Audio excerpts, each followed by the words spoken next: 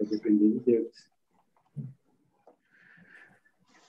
Dando início à sessão do Tribunal Regional Eleitoral, do seu plenário, saudando aos eminentes colegas, desembargador Francisco José Menche, nosso vice-presidente e corregedor eleitoral, desembargadores eleitorais Silvio Ronaldo Moraes, desembargador Gerson Fischmann, desembargador Amadeu Butelli, desembargador Oyama Assis Brasil de Moraes e o desembargador Luiz Alberto Orvali. Uma saudação também ao nosso procurador regional eleitoral, doutor Fábio Venzon, uma saudação aos advogados que irão atuar hoje na sessão ou presenciarão pela mesa, doutor Eduardo e doutor Ailton, e uma saudação ao doutor Rogério Vargas, em nome de quem saúdo a todos os funcionários da casa. Uma saudação igualmente muito especial a todos aqueles que nos assistem. Eminentes colegas, inicialmente eu proponho à Corte um voto de pesar aos familiares do doutor Elvio Jobim Filho, falecido na madrugada de sexta-feira, irmão do ministro Nelson Jobim e do desembargador Walter Jobim.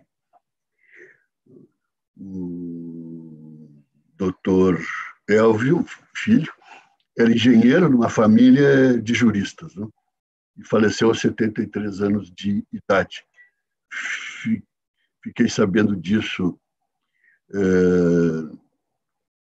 no início da tarde de sexta-feira, quando conversava com o ministro Jobim sobre a sua recuperação. O ministro Jobim tinha aprazado uma palestra dia 30, conversei com ele um dia antes, mas ele estava completamente afônico e com uma tosse muito forte. E eu mesmo sugeri que fosse transferido para outro momento, essa palestra. E na sexta-feira, ao falar com ele, para ver como se encontrava, é que ele me transmitiu esse triste acontecimento. Conhecia o doutor Elvio Filho, assim como conhecia o doutor Elvio pai. E falei no domingo com o desembargador Walter também, transmitindo pessoalmente a ele os sentimentos e a solidariedade, tanto meu quanto da Corte. E o tribunal encaminhou uma coroa de flores ao velório do doutor Elvio Jobim Filho. Eu proponho, então, que se a Corte agora, um voto de pesar aos familiares do doutor Elvio Filho e de solidariedade também aos ministros Jobim e ao desembargador Walter Jobim Neto. Eu, evidentemente, encaminhei esses votos como presidente, assim como o desembargador Voltaire fez pelo Tribunal de Justiça.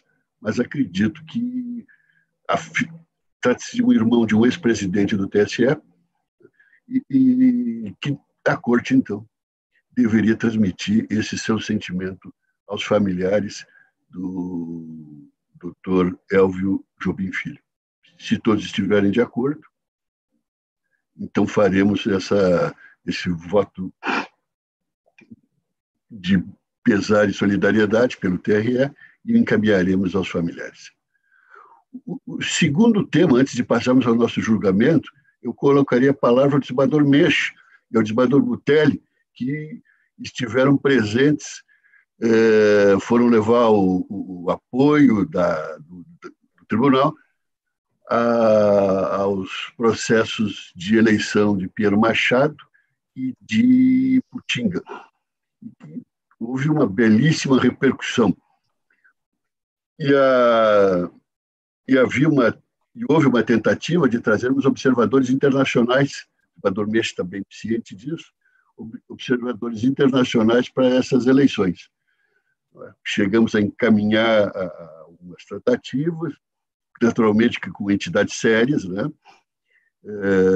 Mas havia custos, passagens internacionais, hospedagem que o tribunal não tem como bancar. Mas quem sabe em outra ocasião, por outra forma em que não haja esse ônus financeiro, se possa ter a presença de observadores internacionais nas nossas eleições, especialmente para a aferição da legitimidade do processo eleitoral e as urnas eletrônicas. Né? Eu acredito que nada melhor do que uma visão cosmopolita a respeito desse processo, com pessoas de autoridade, né? Que é o cuidado que se tem que ter nessas ocasiões. Mas as eleições, tanto em Pinheiro Machado quanto em Putinga, foram altamente meritórias. E eu vou deixar, então, aqui a palavra ao desembargador Meche e ao desembargador Butelli, para que coloquem aqui a todos nós a sua experiência, o seu conhecimento e mais alguma coisa que o desejarem. Desembargador Meche. Meu eminente presidente, eminentes colegas, nosso ilustre procurador regional eleitoral, doutor Rogério, nosso secretário, advogados, ilustres advogados que estão aqui presentes, ilustres advogados que estão nos acompanhando, servidores, servidoras, senhoras e senhores. Acompanhamos com, eu diria, uma delegação suficiente dos servidores do Tribunal Regional Eleitoral as eleições suplementares de Pinheiro Machado. Tivemos lá uma recepção, eu diria assim, muito qualificada, muito refinada do nosso magistrado, que é magistrado eleitoral de Pinheiro Machado e é magistrado de Pelotas, né? E também do promotor eleitoral de Pinheiro Machado, que é de Bagé, né? E dos servidores que acompanharam, né? Os servidores da corregedoria, servidores da questão da parte informática, a parte também da assessoria de comunicação, os nossos jornalistas, né? E também do pessoal local, do doutor Alexander Mendonça, que é o chefe de cartório, né? Os servidores do cartório, do quadro do tribunal, e inclusive as pessoas simples, de serviços gerais. Impressionante o carinho, a dedicação. E também dos advogados e outras pessoas que transitaram lá pelo cartório, da área de fiscalização, os mesários também, né? Então, meu caro presidente, pelo menos de Pinheiro Machado, eu estaria sugerindo aí um voto de louvor a toda esta equipe, passando pelo o juiz eleitoral, pelo promotor e pelos servidores que se deslocaram para lá e muito cedo estavam com tudo organizado, né? Bem de lembrar que a abertura foi às 7h, quer dizer, a 0ª estava sendo providenciada tipo 6h30. Então, todo esse acompanhamento. Então, seria essa a minha sugestão, né, a minha proposta, pelos serviços adequados, eficientes e seguros dessa equipe toda. É isso, meu caro presidente. Senador Butelli.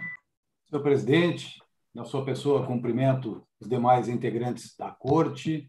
Uma saudação ao doutor Fábio Venzon, procurador regional eleitoral, doutor Rogério Vargas, secretaria sessão, na pessoa de quem cumprimento todo o corpo de servidores deste Tribunal Regional Eleitoral do Rio Grande do Sul.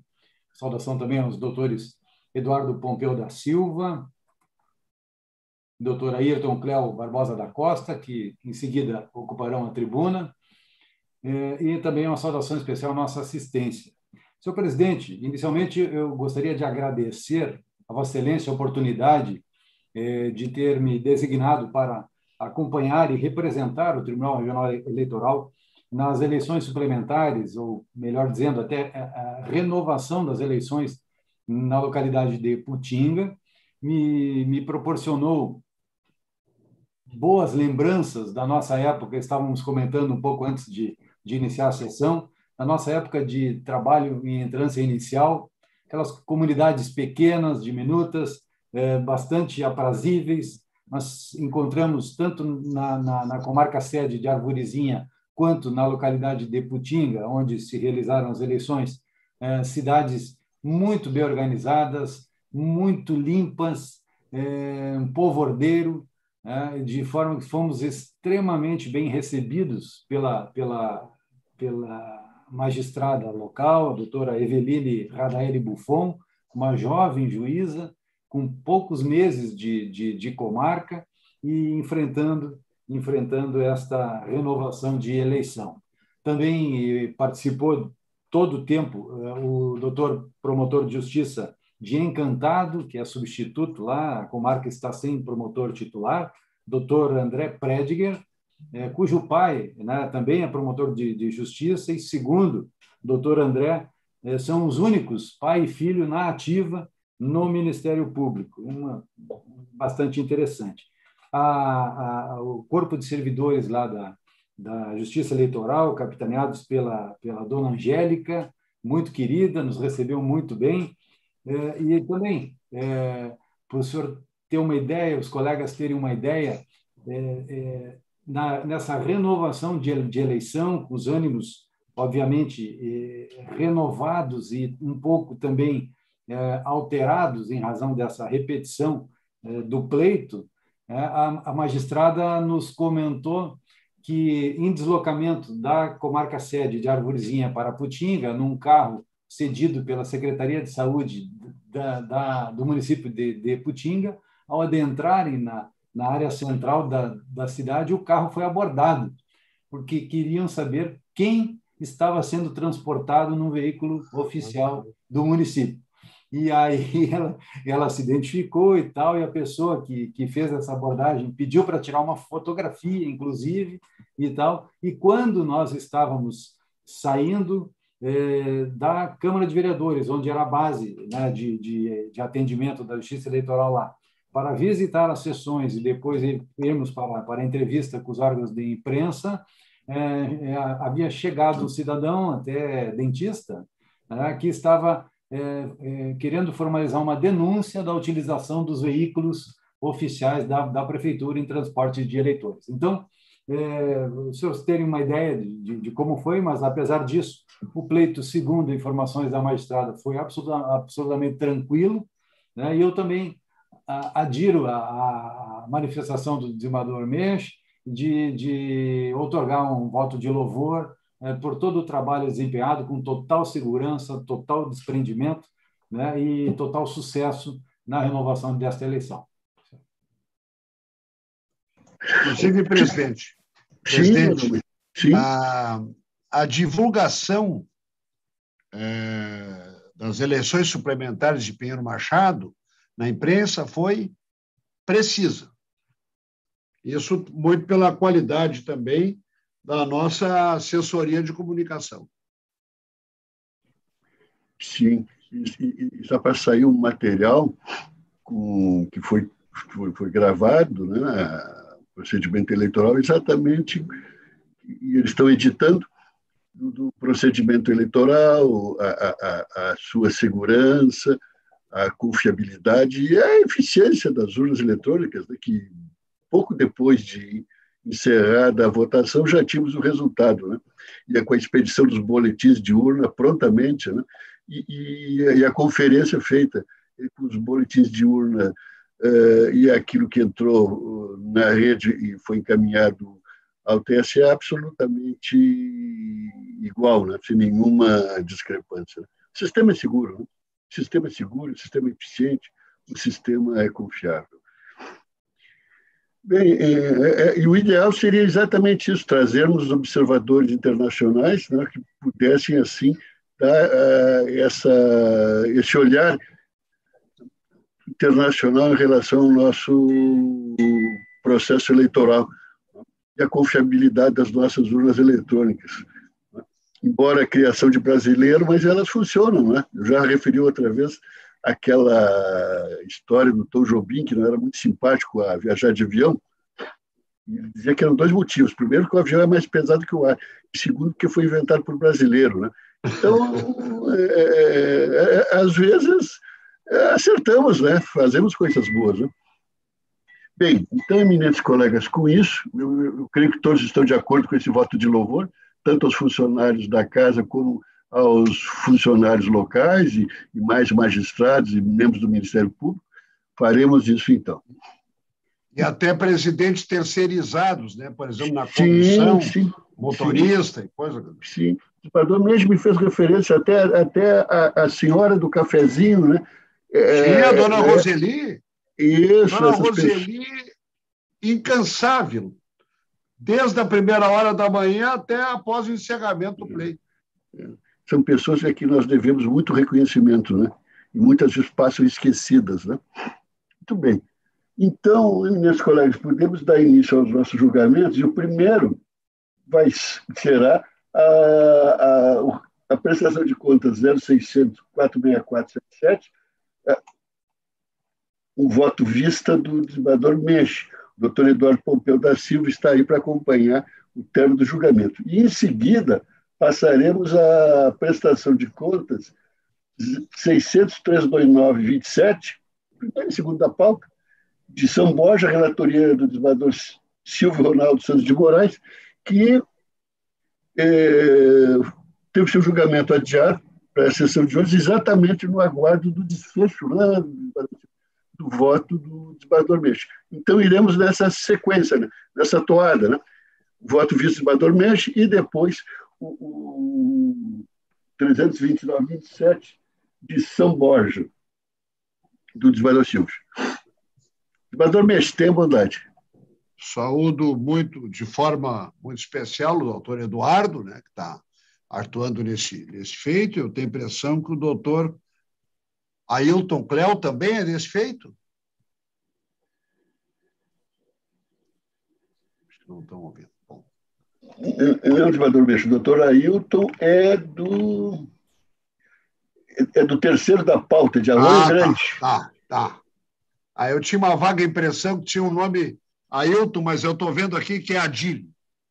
Bom, eminentes colegas, a questão versa sobre a proposta de alteração de jurisprudência firmada por esta Corte nos autos da prestação de contas número 060, 2974, 40, 2018, 6.21000, na sessão de 9 de 12 de 2019, sob a relatoria do eminente desembargador eleitoral André Luiz Planella Vilarim, na qual ficou estabelecido o dever de recolhimento ao Tesouro Nacional do gasto eleitoral, quando não comprovada a sua quitação por meio das hipóteses estabelecidas no artigo 40 da Resolução TSE 23.553 de 2017, ou seja, por cheque nominal, transferência bancária que identifique o CPF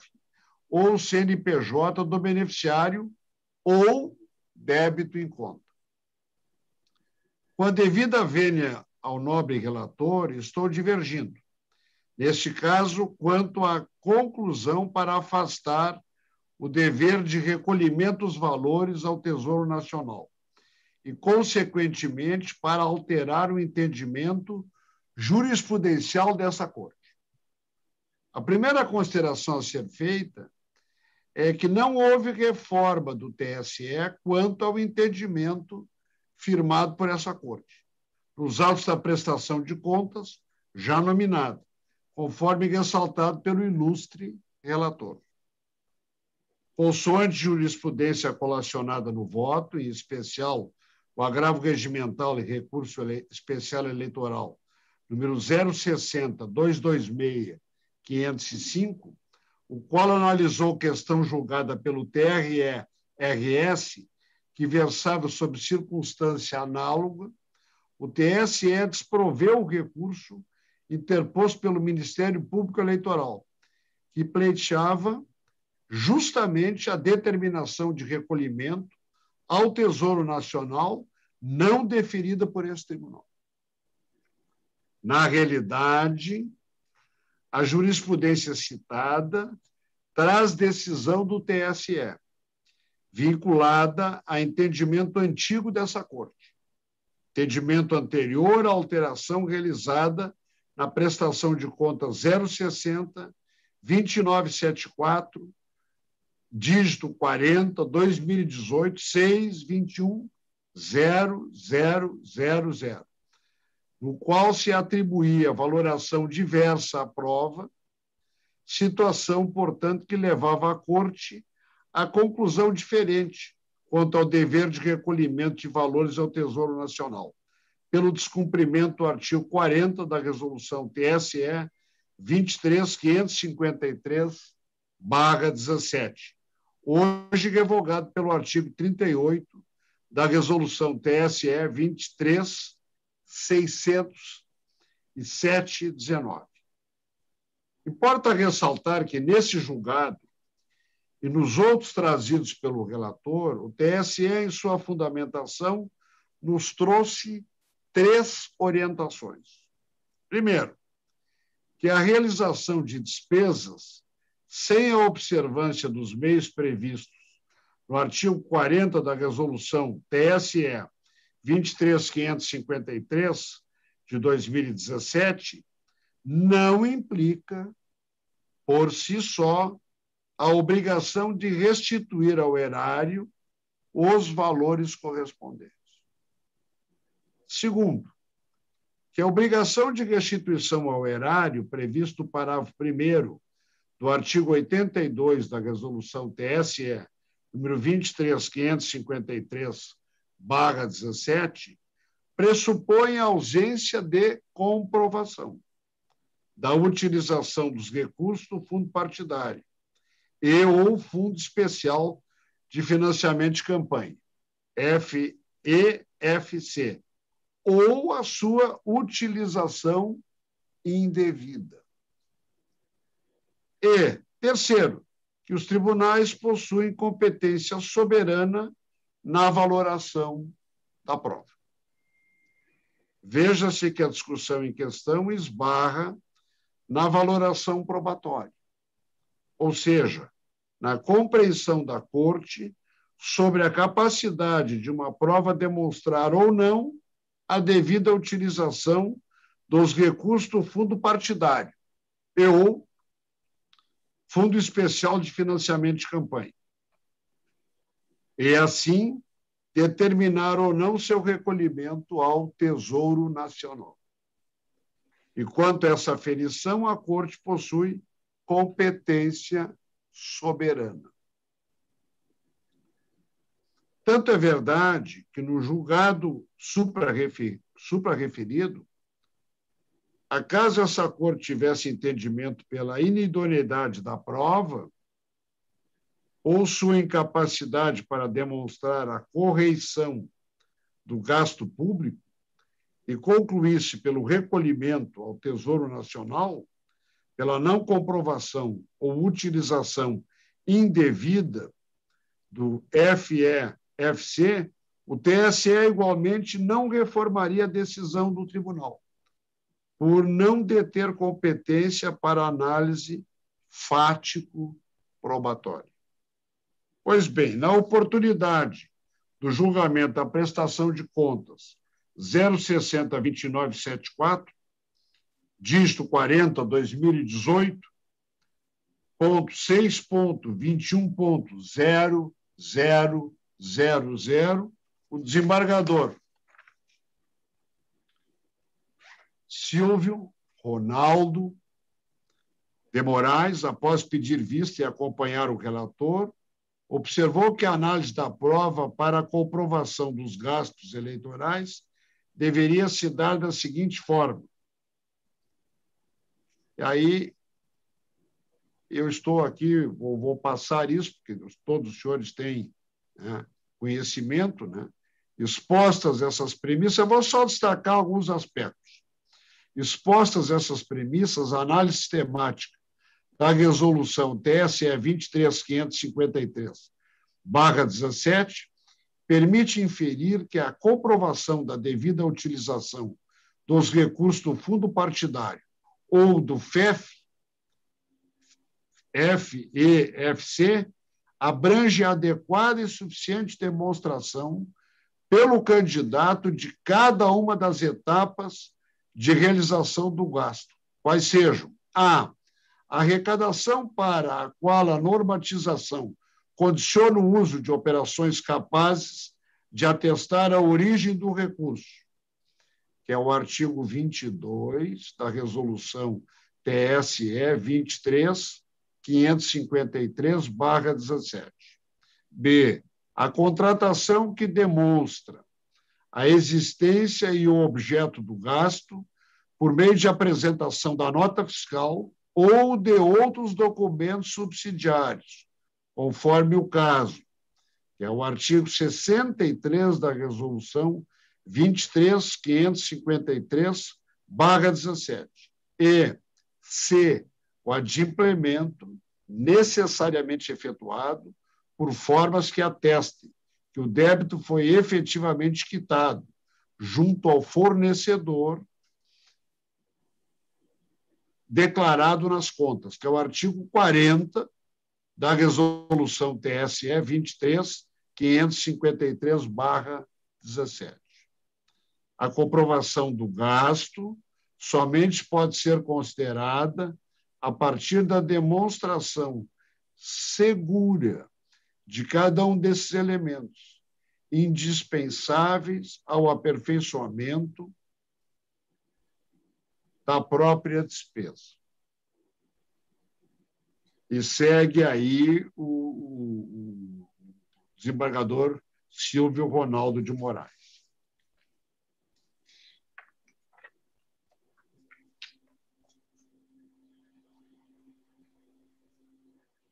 As razões expostas mais adiante, as razões expostas nesse voto integraram o voto do relator. Como se percebe, a partir de então, a Corte passou a adotar um procedimento de valoração da prova para a comprovação da devida utilização dos recursos do fundo partidário ou do FEFC, e, com isso, afastar o dever de recolhimento ao Tesouro Nacional imposto pela norma eleitoral.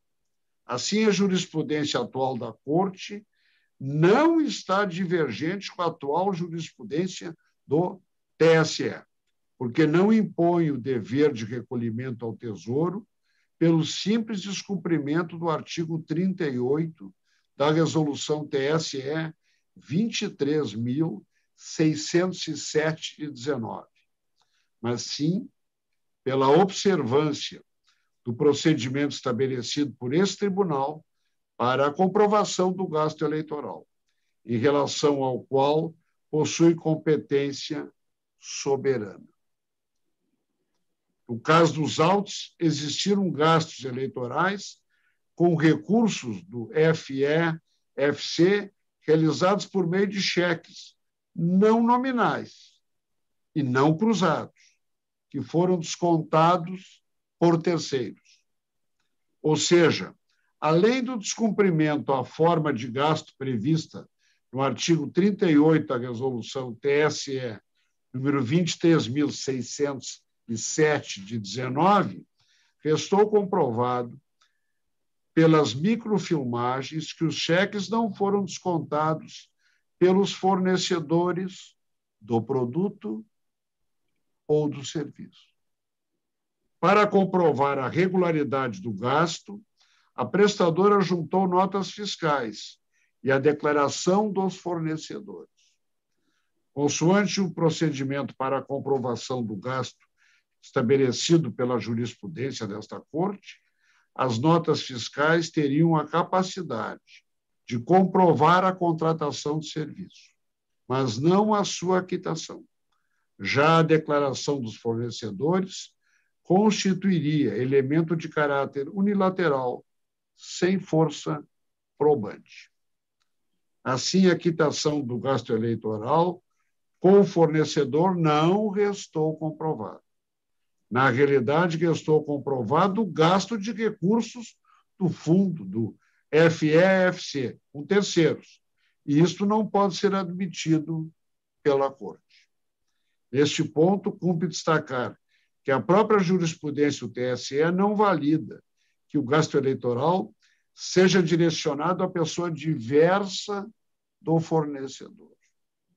Tal posicionamento fica evidenciado no julgamento do recurso especial eleitoral, número 0600-349, dígito 81.6.6.00.0000, de relatoria do ministro Jorge Mussi, o qual extraio parte de sua fundamentação. Diz o ministro Jorge Mussi: o candidato pagou panfleteiros e militantes por meio de pessoa interposta, 42.400, com valores provenientes do Fundo Especial de Financiamento de Campanha, e 51 mil com outros recursos. Todavia, a forma adotada não foi correta, pois tais pagamentos deveriam ser diretamente aos prestadores de serviço por cheque nominal, transferência bancária ou débito em conta. Assim, ao aprovar as contas com ressalvas, houve ofensa ao artigo 40, ou melhor, aos artigos 40, 41 e 42. Eu estou retificando. Da TSE, da resolução TSE 23.553/2017, pelo TRE Maranhão. B. Afronta o artigo 82, parágrafo 1º da resolução TSE 23.553/2017, pois a aprovação com ressalvas não obsta o recolhimento dos recursos indevidamente utilizados ao Tesouro Nacional. C. Prevalece na jurisprudência o entendimento segundo o qual o pagamento de fornecedores diversos, mediante o saque de cheque único, é irregularidade grave, capaz de comprometer a confiabilidade da prestação de contas. Folha 10. Assim, é evidente, digo eu, que a certeza quanto à falta de identificação entre os fornecedores dos produtos /serviços que deveriam receber o pagamento e os beneficiários dos recursos do fundo FEFC gera indício de utilização indevida das verbas públicas. Por conseguinte, nesse caso, a determinação do recolhimento dos valores ao Tesouro Nacional está em consonância com a própria jurisprudência do TSE, relacionada ao voto.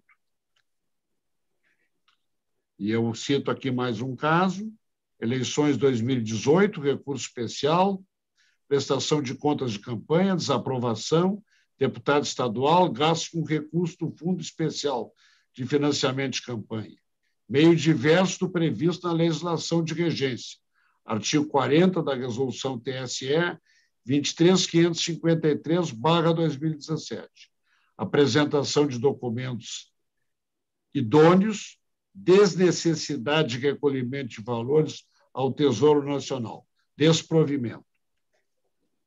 Tribunal Regional, por unanimidade, desaprovou as contas de campanha relativas ao cargo de deputado estadual, em virtude da utilização de recursos provenientes do FEFC por meio diverso do determinado no artigo 40 da Resolução 23.553, de 2017. O pagamento em espécie de despesas eleitorais, conquanto implique descumprimento ao comando do artigo 40 da Resolução TSE 553/2017, não tem o condão de, per se, gerar a devolução ao erário dos valores utilizados, sendo imprescindível estar configurada sua malversação, nos termos previstos no artigo 82, parágrafo 1º da Resolução TSE 23.553/2017. Terceiro, não obstante tenha se caracterizado, em caso, o desrespeito ao artigo 40 da aludida resolução, que impõe o pagamento de despesas de campanha por meio de cheque nominal ao fornecedor, transferência bancária com identificação de contraparte ou débito bancário somente a utilização indevida ou a não comprovação dos gastos eleitorais gera a consequência jurídica do artigo 82, parágrafo 1º da Resolução TSE 23.553/2017, isto é, a devolução dos valores ao Tesouro Nacional, medida acertadamente afastada pelo Tribunal ACO. E aí fiz alguns grifos aí que os senhores receberam. Ademais, ressalte-se a importância de a Corte manter sua jurisprudência estável, íntegra e coerente, nos termos do artigo 926 do CPC, zelando pela inexistência de decisões conflitantes. Nesse sentido, sabendo-se que a Corte possui jurisprudência no sentido de que a doação financeira recebida de pessoa física acima de R$ 1.064,10, recurso privado, deve observar forma específica de compensação, forma específica de comprovação, forma específica de comprovação, transferência eletrônica identificada, sob pena de recolhimento dos valores ao Tesouro Nacional. Não vislumbro por qual razão se entenderia pela desnecessidade de observação de forma específica para a comprovação do gasto eleitoral, oriundo de recursos públicos. De toda sorte, nada impede que esta Corte reveja o posicionamento estabelecido quanto ao procedimento para a aferição da prova, flexibilizando no tocante à comprovação da quitação do gasto eleitoral e, consequentemente, a aplicação do artigo 38 da Resolução TSE 23.607/19. Contudo, é fundamental, nesses casos, mesmo que não haja plena observância do artigo referido, como, por exemplo, descumprimento da exigência de o cheque ser nominal e estar cruzado, que fique demonstrado de forma inequívoca que o gasto se deu com o fornecedor do produto ou serviço. Isso porque somente dessa forma se estaria atingindo a finalidade da norma, contida no artigo 38, Resolução TSE 23.607/19, que busca ligar o dinheiro ao produto ou serviço efetivamente prestado. Com esse fundamento, estou divergindo do eminente relator e encaminhando meu voto no sentido de negar provimento ao recurso interposto, mantendo a determinação de recolhimento dos valores ao Tesouro Nacional. É assim que voto, senhor presidente. Muito bem. Então, proclamo o resultado. Por maioria, negaram provimento ao recurso vencidos o desembargador eleitoral Silvio Ronaldo Santos de Moraes, relator, e o desembargador federal Carlos Eduardo Thompson Flores. Lavra o acordo o desembargador eleitoral Oyama Assis Brasil de Moraes. E passamos de imediato à prestação de contas 329/27 de São Borja, eleição 2020, relatoria do desembargador Silvio Ronaldo Santos de Moraes. Eu não sei se o doutor Venzon já havia se manifestado nesse, eu não recordo. Eu acho que sim, presidente. Acho que havia me manifestado, sim. Sim. Então, desembargador Silvio, Sim. palavra com Vossa Excelência. Muito obrigado.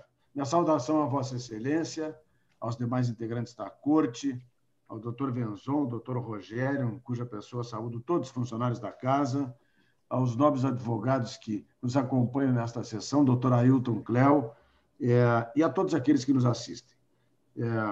Presidente, na verdade, esse processo eu tirei de pauta na nossa sessão D1, D7, a partir dos fundamentos trazidos pelo doutor Venzon, que me fez refletir.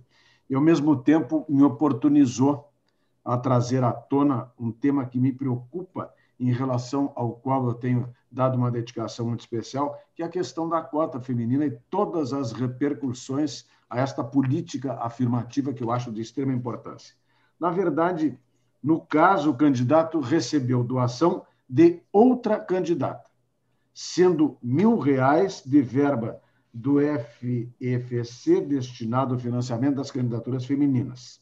Não houve a comprovação do proveito para as candidaturas mulheres nos gastos, sendo que, em relação a um valor de R$ 450 controvertido, sequer veio aos autos a apresentação da nota fiscal.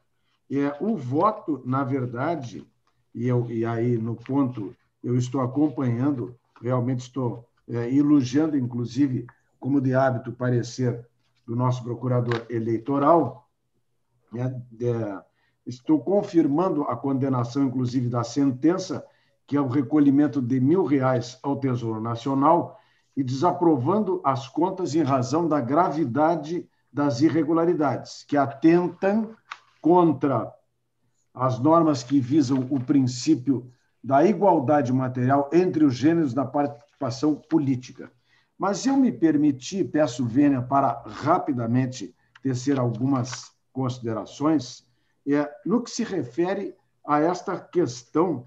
Vejam bem, aqui, as irregularidades consolidam-se em R$ 1.000, que representam 51,62% das receitas financeiras estimáveis. Pois bem, o conjunto das falhas está aquém do parâmetro de 1.064, que, em relação a isto, a jurisprudência do tribunal tem admitido a aplicação do critério do valor nominal diminuto, de modo a afastar o juízo da reprovação. E aqui eu fiz um estudo me reportando, inclusive, a um voto meu em 2018, em que realmente eu penso que nós devemos, estou sugerindo uma cautela redobrada quando examinarmos este tema. E também estou me valendo aqui de dois votos, um do relator federal Carlos Eduardo Thompson Flores e outro do desembargador eleitoral Gerson Fischmann, para dizer o seguinte: no presente caso, guarda uma singularidade no que se refere à natureza e à gravidade das irregularidades, qual seja a malversação dos recursos públicos do Fundo Especial de Financiamento de Campanha e a destinação legalmente vinculada ao custeio das candidaturas femininas. Eu cito o artigo 17, parágrafos 4 e 6 da resolução do TSE, em que os partidos políticos hão de destinar, segundo a lei, dos recursos do FFC em favor de suas candidaturas em patamar não inferior a 30, o que deverá aumentar proporcionalmente se a porcentagem feminina, evidentemente, aumentar. Pois bem, e digo que isto assim o é, porque a norma se destina a garantir a efetividade da ação afirmativa. No caso, o montante de 1.000 não se mostra insignificante diante do fomento que poderia ser alcançado em benefício da candidatura feminina, consideradas as quantias individuais de recursos geralmente empregadas nas eleições para as câmaras municipais de cidade do interior, que raras vezes ultrapassam uma casa de milhar em suas arrecadações totais. Vejam-se os relatos magníficos no início desta sessão sobre a pequena comunidade onde aconteceu ontem, no domingo, nova eleição. Pois bem, Este processo renovou-me a inquietação que já manifestei, julgamento da prestação de contas 060-2520, em 8 de julho de 2020, relativa à campanha eleitoral de 2018, em que restei vencido no ponto e que afastei a aplicação do princípio da proporcionalidade e da razoabilidade em face da conduta dirigida a sonegar repasse de valores oriundos de fundos públicos praticado em detrimento do percentual mínimo de recursos que devem ser destinados às campanhas femininas, frustrando a real efetividade da política de cota. E eu estou dizendo que, nessa linha, o TSE tem decidido que a aplicação desses princípios da proporcionalidade e da razoabilidade em prestação de contas deve ocorrer de forma restrita, sendo viável a sua aplicação tão somente quando presente os seguintes requisitos cumulativos: irrelevância dos valores, ausência de comprovada má-fé do prestador, não se tratar de irregularidades graves que comprometam a confiabilidade da lisura das contas. Pois bem, então eu estou dizendo que, pelo menos eu entendo, que estes postulados da proporcionalidade, da razoabilidade, não se restringem a uma constatação meramente matemática, mas cumpre também observar o viés qualitativo da irregularidade, isto é, a natureza e a repercussão de sua inobservância a revelarem a gravidade do apontamento. Eu invoco, por entender pertinente, o artigo 20 da Lei de Introdução às Normas do Direito Brasileiro, pelo qual o julgador não deve decidir, aspas, com base em valores jurídicos abstratos, sem que sejam consideradas as consequências práticas da decisão, bem como o artigo 22, parágrafo 2º do mesmo diploma, que estabelece critérios norteadores na aplicação das normas penalizadoras de natureza pública, prescrevendo que, aspas, na aplicação de sanções, serão consideradas a natureza e a gravidade da infração cometida, os danos que dela provierem para a administração pública, as circunstâncias agravantes ou atenuantes e os antecedentes do agente. Nesta senda, eu entendo e defendo que a política da ação afirmativa em tela, que visa balancear a histórica e culturalmente arraigada desigualdade material entre os gêneros, apesar dos avanços atingidos, ainda representa um valor e um direito em construções jurídicas e sociais, estando longe de alcançar o devido respeito consensual no debate político nacional. Assim, mitigar a reprovação ou descumprimento das normas afetas ao fomento da participação feminina na política, de forma que o resultado, por seu descumprimento, restrinja-se à restituição de valores ao erário, por fundamentos puramente aritméticos, representa verdadeiro retrocesso do ponto de vista da evolução das conquistas na seara dos direitos fundamentais.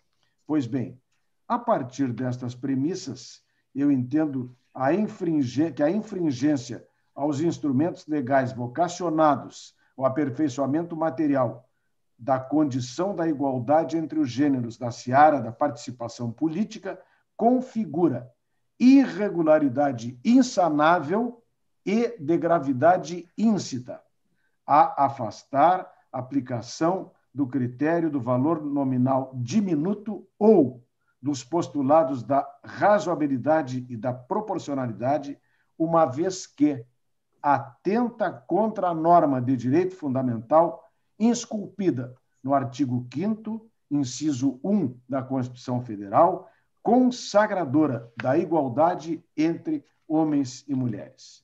No acórdão, que continua, é longo, não vou ler, mas eu retomo 3 nortes que levei em consideração naquele anterior julgamento, que apenas menciono, que o primeiro, em não perdermos de vista a ADI 5617, que desnudou o conhecido fato acerca da escassez dos recursos nas campanhas femininas, que se mostrou e se mostra como uma das razões da pouca efetividade da política de cotas. Cito voto do ministro relator, o ministro Edson Fachin, cito o trecho da sua decisão, invoco o segundo aspecto, que na época foi uma consulta endereçada à ministra Rosa Weber, justamente buscando estabelecer os pontos que deveria englobar nesta política.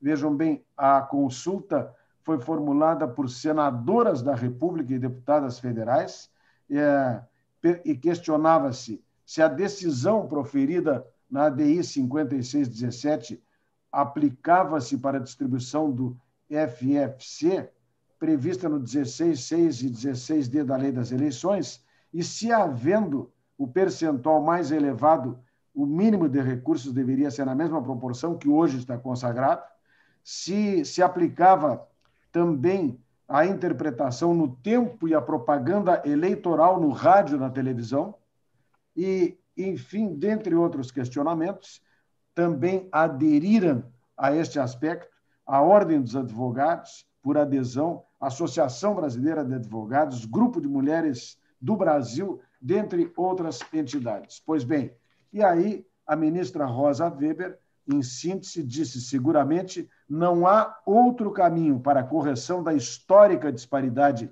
entre as representações feminina e masculinas no parlamento, respondendo positivamente à consulta. E, por fim, o julgamento neste tribunal da relatoria do desembargador Gerson Fischmann, que também enfrentou o tema referente ao descumprimento da norma que prevê a destinação de recursos do fundo partidário para a criação e difusão do programa visando a participação política das mulheres, com arguição incidental de inconstitucionalidade dos artigos 55A e 55C da Lei dos Partidos Políticos, cuja ementa eu reproduzo, cito também, vejam, um trecho da decisão do acórdão prolatado pelo eminente colega desembargador Gerson Fischmann, para dizer, e me encaminhando para finalizar, que este julgamento segue na mesma linha, porque, além de adotar interpretação que, a meu sentir,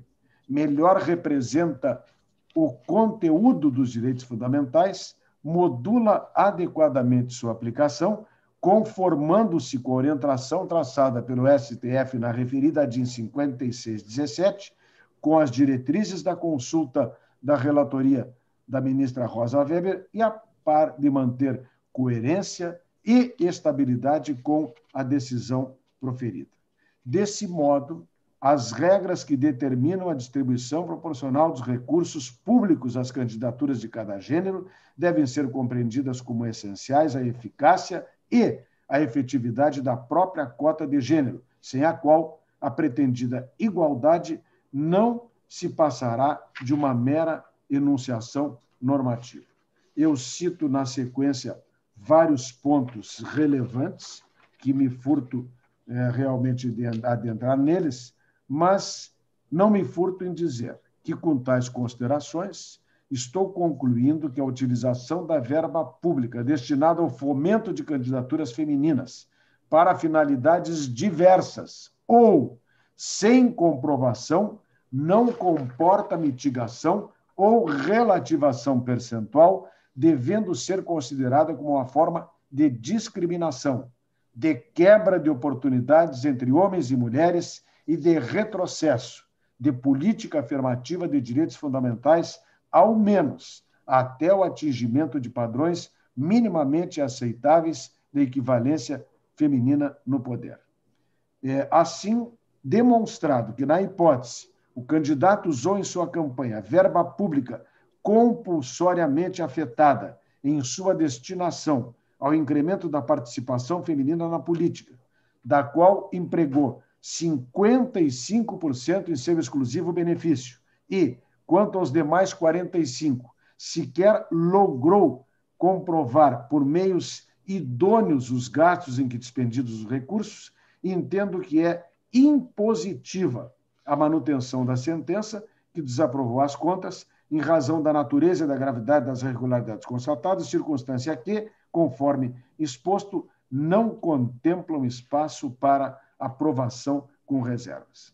e no mais que fica assentado no voto, inclusive mais uma referência a outra decisão do desembargador Fischmann, eminente presidente, com a generosa tolerância de todos os senhores, eu concluo dizendo que voto pelo desprovimento do recurso para confirmar integralmente a sentença que julgou desaprovadas as contas de João Jorge Lopes Brasil, relativas ao pleito de 2020, mantendo a determinação de recolhimento do valor de R$ 1.000 ao Tesouro Nacional e consignando que o eventual cumprimento antecipado da obrigação deve ser considerado na face executiva nos termos da fundamentação. E, por fim, ousando pedir a extrema generosidade da atenção do nobre colegiado acerca deste tema que é relevantíssimo a aplicação dos direitos fundamentais. Muito obrigado,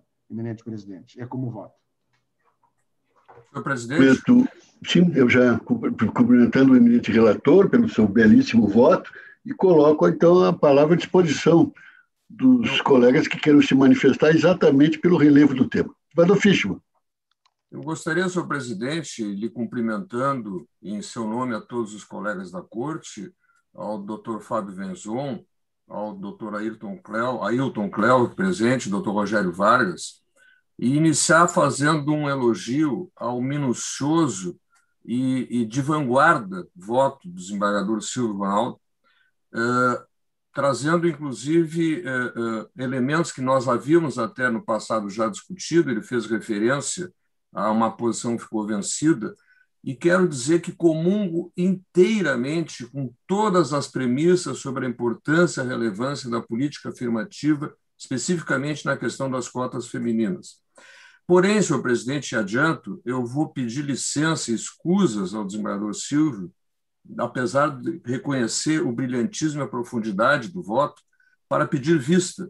E justifico rapidamente, porque nós temos tido os precedentes sempre no sentido da aplicação dos princípios constitucionais da proporcionalidade, da razoabilidade, e aqui, por isso que digo que comungo em gênero, número e espécie com todas as premissas, porque a discussão aqui, a meu sentir, e é isso que eu gostaria de examinar melhor, até porque, honradamente, e pela benesse do desembargador Silvio, citou precedente da minha relatoria, em mais de uma oportunidade neste voto, e como a questão é delicada, porque a questão se resume, sem querer ser simplista, mas buscando simplificar essa justificativa, na definição se o valor, no caso, pode ser considerado um valor relevante ou um valor mais módico em comparação ao limite aceito, e também a questão de que, neste caso, e a política de cotas, ela foi a candidata que acabou repassando o recurso que ela não deveria ter repassado, recurso que ela foi alcançada.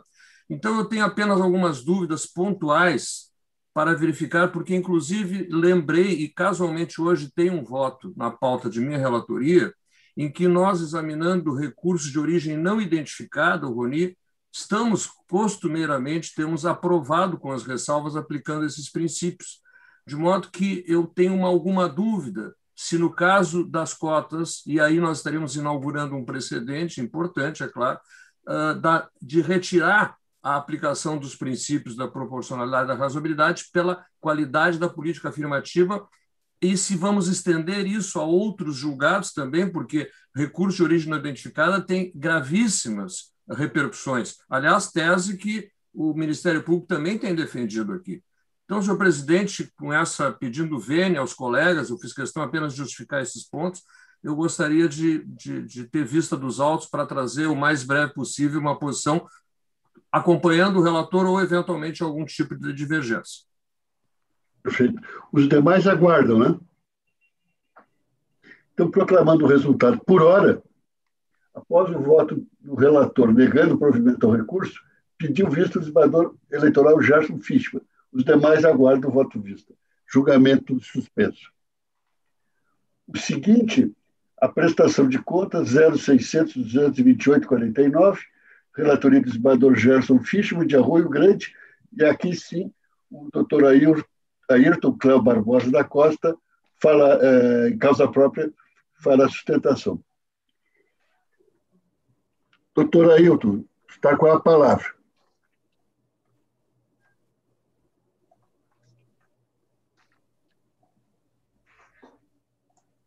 Está ouvindo? Sim, doutor, o senhor está com a palavra para a sustentação. O relatório fica dispensado e Vossa Senhoria pode fazer a sustentação. Tá bem. Excelentíssimo senhor desembargador, presidente desse egrégio Tribunal Regional Eleitoral, excelentíssimo senhor, eminentes desembargadores, excelentíssimo senhor procurador eleitoral, outros julgadores. O caso é um caso inusitado. Eu sou o candidato, eu sou o requerido nessa ação. Eu, por volta do dia 10 de outubro, comecei a passar problemas de saúde e comecei a fazer tratamento.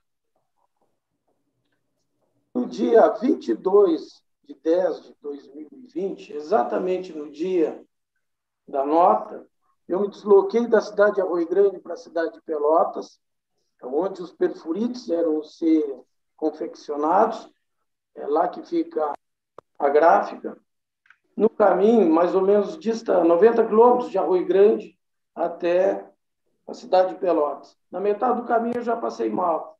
Eu já passei mal, minha esposa teve que me retirar do carro, me deitou no banco, e eu fui às pressas para Pelotas. Nesse exato dia que foram pagos os perfurites. Aí eu baixei, fiz lá uma medicação e fiquei em observação aquele dia. No final da tarde, a minha esposa, que já tinha agendado em pegar os perfurites, ela foi lá e pagou com o recurso dela. Pagou com o dinheiro dela R$ 163 de 10 perfurites. A doença foi se agravando, como diz a sentença, e no dia 19 de novembro fui acometido a uma intervenção cirúrgica para drenar os coágulos. Dois AVCs, um de cada lado do cérebro. Eu tenho o crânio aberto, vivo com dificuldade, hoje já estou um pouco melhor, mas essa foi a realidade. O que eu quero dizer com tudo isso? Que o parecer da unidade técnica e o Ministério Público da Zona Eleitoral da Comarca de Arroio Grande opinaram pela aprovação das contas com ressalvas. E vejam, excelências, que tanto o Ministério Público como a unidade técnica fazem parte do juízo natural, aquele que coleta a prova, aquele que tem o sentimento e vive junto com os munícipes. Contudo, a sentença eleitoral da comarca desaprovou as contas eleitorais. Ao fundamento principal da omissão, somada à utilização de recursos de origem não identificada. Com a devida vênia, com o devido respeito, tanto a sentença de primeiro grau, como o parecer do nobre procurador eleitoral, divergem disso aí. Por quê? Primeiro, porque no dia da questão da famigerada nota fiscal, como eu já havia explicado, eu estava internado no hospital. Essa prova é fato, ela está nos autos. Eu peguei meu prontuário e acostei os autos. Segundo, porque os valores utilizados não são de origem não identificada, mas despendido pela minha esposa, ou seja, dinheiro meu mesmo. É verdade, não vou negar, não passou pela conta, eu não conseguia assinar. O AVC era tão forte que eu não conseguia, eu perdi toda a coordenação motora. E eu não consigo, depois de muito tempo que eu voltei a caminhar, voltei a assinar, voltei a ler, voltei a escrever. E pior, perdi a memória. A gente vai perdendo a memória com essas doenças cerebrais. É uma coisa horrível. É diferente de uma outra doença em um outro órgão do corpo. Mas, ao fim e ao cabo, foram despendidos R$ 163 para aquisição de 10 perfurites. O que isso alterou no resultado da eleição? Ou na confiabilidade, na lisura do pleito?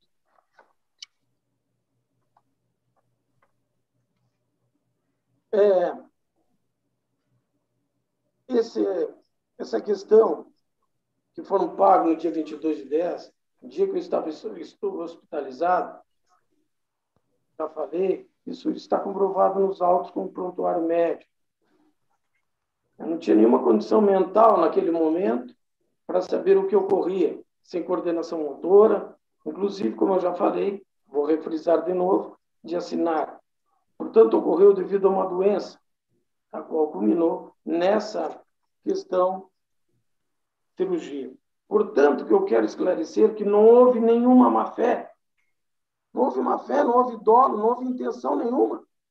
Até porque a doença me retirou essa questão intencional. Você perde a memória. Não houve intenção de fraudar ou de desequilibrar o cultural. Isso que foi uma questão de impossibilidade pela minha própria saúde. Eu gostaria ainda de refrisar, já concluindo, que eu não sou político, coloquei meu nome à disposição por entender que podemos fazer algo pelo nosso município, pelo nosso estado, pelo nosso... Mas hoje vejo o rigorismo da sentença por um valor de R$ 163, valor esse que significa um ponto, um percentual a mais dos 10% dos gastos em campanha por motivos de saúde, não foram contabilizados ao seu tempo, mas que foram recolhidos ao Tesouro Nacional quando apontado pelo parecer técnico. Quando foi apontado pelo parecer técnico, eu já estava com a memória um pouco melhor, fui lá e recolhi o tesouro, porque então também entendi que ali era uma coisa que estava irregular e que não poderia ficar. Vejam que o Ministério Público de Arroio Grande opinou pela aprovação das contas com ressalva. Vejam que o parecer técnico pela aprovação das contas com ressalvas. Eu sei que, ao fim e ao cabo, nos nobres julgadores, tem que fazer cumprir a lei. Mas esse é um caso inusitado, é um caso distinto, é uma coisa diferenciada. As considerações, considerando o excessivo rigor da sentença, demonstrando irrazoabilidade e desproporcionalidade entre o fato e o dispositivo da sentença de primeiro grau, requero e rogo a vossas excelências seja recebido e provido o presidente de recurso eleitoral ao fim de aprovar a prestação de contas. Bom, então, isso, excelência. Muito obrigado pela atenção de vocês. Doutor Fábio. Senhor presidente do Egrégio Tribunal Regional Eleitoral do Rio Grande do Sul, excelentíssimos desembargadores integrantes da Corte, o Rogério Vargas, Secretaria de Sessão, em nome de quem são todos os servidores, o doutor Ailton Cléo, que se encontra na tribuna. Este caso aqui eu já ofereci, mas realmente foi depois da intimação de pauta, né, um parecer escrito, retificando meu parecer anterior. E eu tenho feito assim porque, inicialmente, antes do julgamento da Corte, eu entendi de utilizar apenas o critério de percentual de 10%, e não o critério de valor. Mas a Corte, em alguns casos ali, casos iniciais de autofinanciamento e de recurso de origem não identificada, passou a aplicar também o critério do valor, né? Ficando a irregularidade inferior a R$ 1.064,10, passou a entender que era o caso de aprovação com ressalvas. Então, a partir daí, eu comecei, quando intimado das pautas, a rever os pareceres anteriores para verificar se algum deles estava em dissonância. Tá? Então, para que os julgamentos passassem a ficar nessa linha, né? E, nesse caso, esse foi um dos casos, né? Porque o valor ficava inferior a R$ 1.064,10. Mas eu aproveito assim, até a oportunidade dessa apresentação oral para fazer uma referência, até porque o desembargador Gerson Fischner vai trazer outro caso para julgamento, é que a questão do princípio da proporcionalidade ela tem que ser aferida de acordo com o fato também. Porque nós temos uma coisa que é igual a todos. Muito bem, valor inferior a R$ 1.064. Mas esse valor inferior a R$ 1.064 pode ser por um motivo ou por outro motivo. E um motivo pode ser mais grave em um caso do que em outro caso, apesar do valor ser igual. Por exemplo, se nós temos R$ 1.000 violando uma ação afirmativa, que é o caso anterior, isso tem uma gravidade. E também mencionar que a candidata é que repassou os recursos, mas muitas vezes as mulheres são utilizadas como laranja nesses processos. Essa que é a grande verdade. Acontece isso. A candidata, se aceita aquela candidata e ela já está acertado que ela vai passar. A mulher é usada como objeto aí muitas vezes nessas candidaturas. Né? Então, o fato de ser a mulher a repassar, para mim, não minimiza em nada a gravidade do fato. E nós temos outras situações, por exemplo, de autofinanciamento ilegal. Quer dizer, autofinanciamento acima do limite. A pessoa se autofinanciou acima do limite de R$1.000. Me parece que mais grave é a situação da violação à ação afirmativa. Então, nós temos o valor é igual, mas a razão é diferente. E aí existe uma distinção na aplicação do princípio da proporcionalidade. Em determinada situação, não é que não vai se estar aplicando o princípio da proporcionalidade, eventualmente na ação afirmativa, vai se estar valorando como grave aquela conduta e, por isso, tem que ser desaprovado. Porque se fôssemos aprovar com ressalvas, aí sim estaria havendo violação do princípio da proporcionalidade, porque estaria sendo aplicada uma decisão da justiça que não é proporcional à gravidade do fato. Né? Mas, esclarecido esse ponto, tendo a oportunidade de falar, porque o processo permite, já que aqui nós estamos tratando exatamente da aplicação do princípio da proporcionalidade no valor de R$1.064, né, quando ficar abaixo de R$1.064, no caso concreto aqui, me parece que efetivamente não há razão para alteração do entendimento da Corte, e o nosso parecer por escrito, já consta nos autos, é pela aprovação das contas com ressalvas. Apareceu. Senhor presidente, renovando as saudações, eu gostaria, em primeiro lugar, de elogiar o doutor Ailton Cléo, não só por ter comparecido em causa própria na tribuna, que sempre é um desafio, mas lhe assegurar que, apesar desse episódio lamentável da sua saúde, a sua sustentação se ouve com muita maestria, de modo que o senhor está aqui, pelo menos nesse momento, com toda a sua capacidade intelectiva assegurada, que foi muito bem, muito claro, muito didático e muito transparente. Portanto, os parabéns. E ao doutor Fábio também agradeço, porque ele também está trazendo subsídios para a reflexão que pretendo fazer, sempre importante, na questão dessa aplicação dos princípios da proporcionalidade e da razoabilidade. Eu adianto, assim, os colegas já receberam antecipadamente na rede o voto, que é encaminhado pela aprovação com ressalvas, porque efetivamente o evento da saúde foi demonstrado, embora num momento posterior, e é daqueles documentos que chegam com uma leitura simples e conseguem, então, suprir a irregularidade, como eu costumo dizer, aqueles que sub ictu oculi nós podemos, desde logo, verificar. Não aceitamos a documentação quando ela tem que fazer uma revisão pela unidade técnica. E ali tem o prontuário médico, inclusive, houve um esclarecimento quanto às próprias datas de que, efetivamente, o episódio foi anterior. De qualquer maneira, e a própria da tribuna, doutor Ailton, com muita tranquilidade, disse que recolheu os recursos exatamente porque detectou a irregularidade. Porque, ainda assim, apesar da comprovação, porque eram por duas razões, havia a ausência de registro, e para isso a documentação hospitalar supre, mas havia também a não identificação do doador, e esta permaneceu, porque não veio sequer o CPF do doador, então se trata de um caso de Roni, que em tese, por isso falei antes, quando pedi vista, ele tem em si sempre uma gravidade, né? Porque nós temos a dificuldade de acompanhar de onde veio para onde vai esse recurso público ou de fundo partidário, ou seja, do que for. Mas aqui, no caso, parece absolutamente adequado, e eu fico com conforto até da posição do Ministério Público, de que, embora o percentual seja um pouco superior àquele 10%, o valor global ele é efetivamente muito diminuto em comparação àquilo que se pode ter de autofinanciamento. Então, aqui, efetivamente, não há por que, no voto, eu proponho isso à Corte, deixar de aprovar com as ressalvas apenas em relação à não identificação do doador, mas fazendo todas essas considerações e acolhendo plenamente a postulação, inclusive, feita da tribuna. É nesse sentido o voto, senhor presidente. Os votos lançados na rede, todos estão acompanhando o eminente relator, né? Então, proclamo o resultado. Por unanimidade, deram parcial provimento ao recurso para aprovar as contas com ressalvas.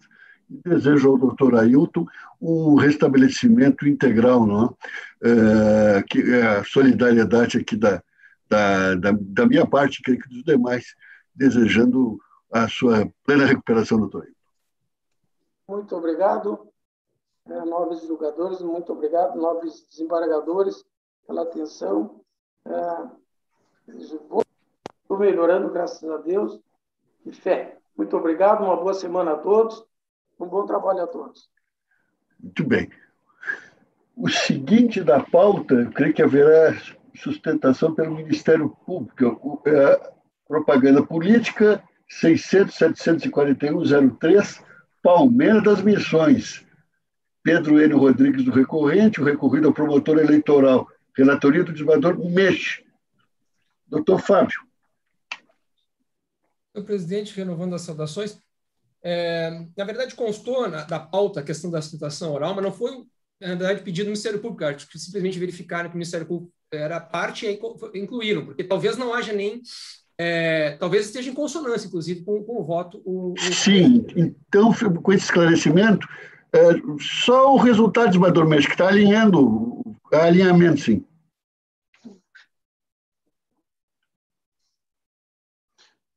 Eminente presidente, eminentes colegas, doutor Fábio Venzon, doutor Rogério Vargas, também saudar o doutor Ailton, que ainda está aí, né? Eu estou encaminhando voto pelo provimento parcial do recurso apenas para reduzir o valor da penalidade da multa imposta a Pedro Enio Rodrigues e Partido Democrático Trabalhista, PDT, para R$ 5.000, nos termos da fundamentação supra. Os votos lançados, todos estão acompanhando o eminente relator e proclamam o resultado, então. A unanimidade prover em parte o recurso apenas para reduzir o valor da multa para R$ 5.000. Os demais processos conto aqui com convergência entre os projetos de voto dos relatores e o parecer ministerial. Apenas a divergência no último da pauta, o mandato de segurança civil 06.074/79, relatoria do desembargador Orvalli. E é uma divergência até muito pequena, né, entre o projeto de voto e o parecer. Doutor Fábio. Senhor presidente, renovando as saudações, de fato, aqui a sentença era uma condenação por conduta vedada, multa em conduta vedada, e a aplicação foi na sanção mínima. E até no parecer nós mencionamos que o acórdão coloca que não haveria gravidade, transcrevia até trecho do acórdão, que é o mandado de segurança, né? Esse mandado de segurança em virtude da forma como foi feito o cálculo, né? Esse mandado de segurança aqui de Silvestre Antônio Rebelato, Ademar Cezinho, em coligação contra a decisão proferida pelo juiz da 70ª zona eleitoral lá de Ibirubá. 121ª. E aí mencionamos no acórdão mencionamos aqui o trecho do acórdão que deixava claro que se tratava mencionou assim isso aqui é trecho do acórdão, caracterizando a conduta vedada, sem contudo estar carregada de gravidade suficiente a amparar sanções de inelegibilidade ou aplicação de multa acima do mínimo legal, entendo que não devem ser providos quaisquer dos recursos. Então, ficou claro que a sanção era no mínimo legal. O mínimo legal eram 5.000 FIRs, o juiz aplicou 5.000 FIRs. E a resolução do TSE, ela trouxe exatamente, a resolução do TSE para essa eleição, trouxe exatamente o valor. Né? No artigo 83, parágrafo 4º, ela disse: o descumprimento do disposto neste artigo, que era o que falava das condutas vedadas, acarretará a suspensão imediata da conduta vedada, né? E sujeitará os agentes responsáveis a multa no valor de R$ 5.320,50 e a R$ 106.000. Ela já disse qual era o mínimo. Então, ao aplicar o mínimo, não poderia ser diferente desse valor, porque o juiz fez, pegou 5.000 FIRs e atualizou pelo IGPM desde a época em que houve a extinção da UFIR, o que chegou a um valor de, salvo engano, mais de R$ 25.000. Não é?